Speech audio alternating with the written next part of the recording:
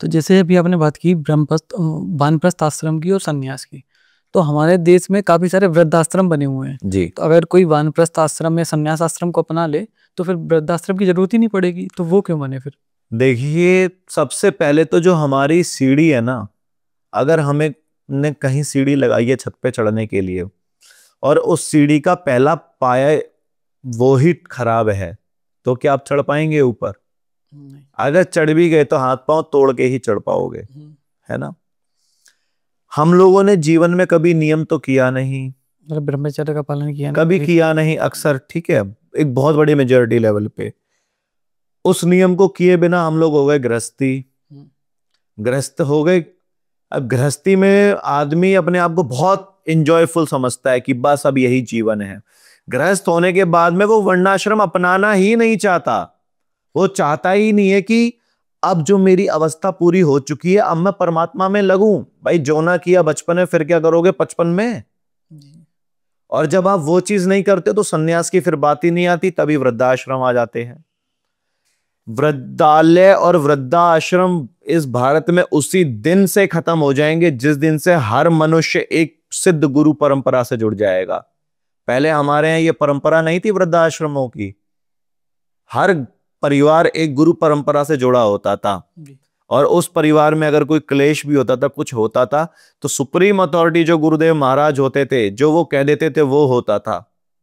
माँ बाप को कभी सोचना नहीं पड़ता था कि हमें बूढ़ा होने के बाद में हम कहाँ जाएंगे, और औलाद को भी यह भय होता था कि हमारे ऊपर, अब चलो माँ बाप बूढ़े तो हो गए लेकिन एक गुरु हमारे ऊपर बैठा है जो कभी भी हमें डंडा मार सकता है। जी। लेकिन आज क्या वो है, आज कोई गुरु परंपरा से जुड़ना नहीं चाहता। जब आप एक सिद्ध गुरु परंपरा से जुड़ेंगे, वो आचरण आपकी जनरेशंस में आ जाएंगे।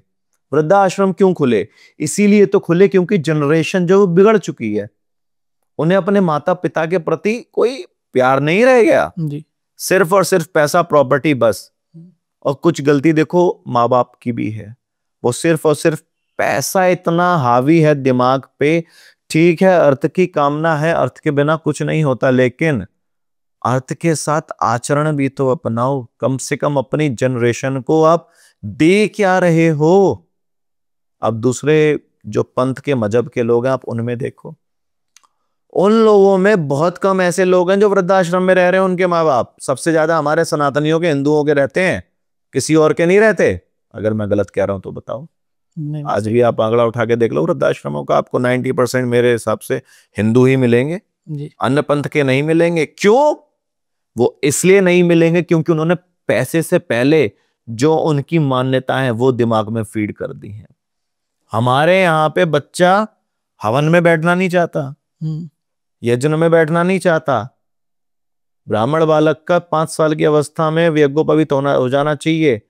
35-35 साल की उम्र में शादी करते हैं, तब जाके भी यज्ञोपवीत नहीं होता। फिर आप कहते हैं कि मैं ब्राह्मण, अब नहीं, गलत चीज है ये। आप कैसे ही फिर किसी परंपरा का निर्वाह कर पाएंगे? तो बहुत जरूरी है, जब आप अपनी संतानों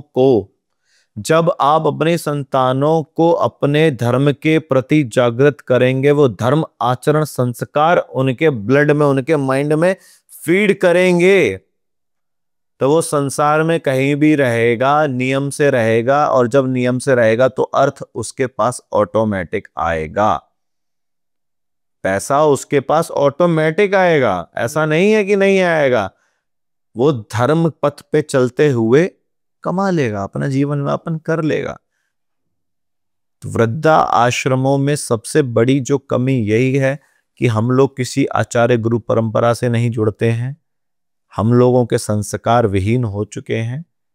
अब जाके थोड़ा सा फिर भी जनरेशन समझ रही है।